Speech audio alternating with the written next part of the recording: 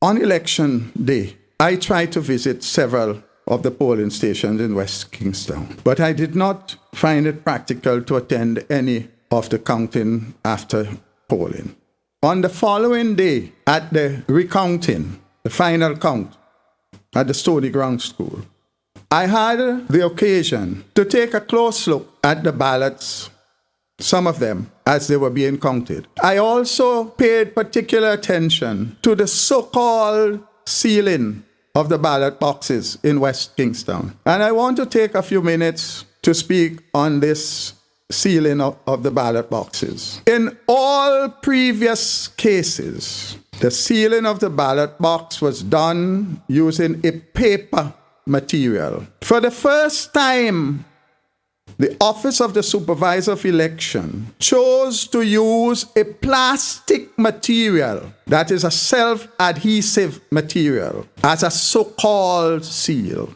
In the presence of the returning officer, I lifted the seal from off the plastic box without any effort at all. And I put it back, and you could not determine that it had been touched.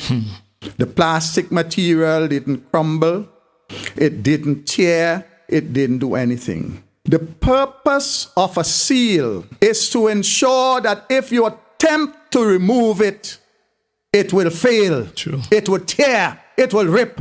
I pointed to the man how there was no seal on the box, because the same way I lifted the plastic seal, Yes. anybody could have done that. Open the box, do what you want, and put back the plastic seal. But it got worse. On several of the boxes, the seal was placed as not over the opening, but as a label in a general area of the solid cover where it is not covering any opening. In other words, it was not even, I believe they recognize that the thing is so fictitious that they didn't even bother to put the seal over the area where you can open the box. They just placed it on the flat area of the box where there's no opening as a label.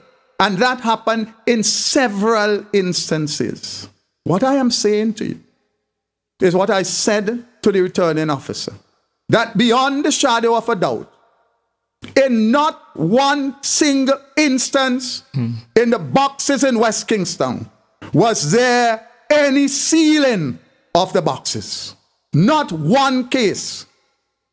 Several, the seals were placed as a label, not over the opening, and all of the labels were of plastic adhesive materials which could be lifted and put back without anybody knowing.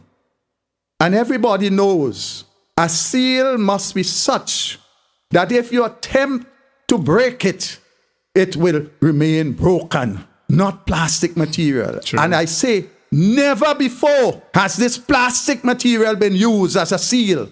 It has always been paper. True. Always been paper. And I ask you, do you think that that is accidental? But I want to point out something very important to you. That until election day, when all of us go to vote, only at that time can any member of the NDP know what the seals are going to be like. Only at that time can any of us, like everybody else who voted, see the ballot paper. I want you to know who controls what goes on the ballot box, who controls the format and the printing of the ballot paper.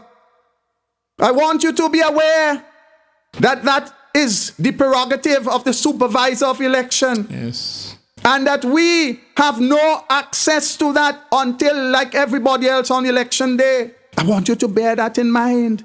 It's the same lady who refused to give us the list who is responsible for putting these fake seals on the boxes. I want you to note that they have some strap-ons that they use to close the lid of those plastic boxes.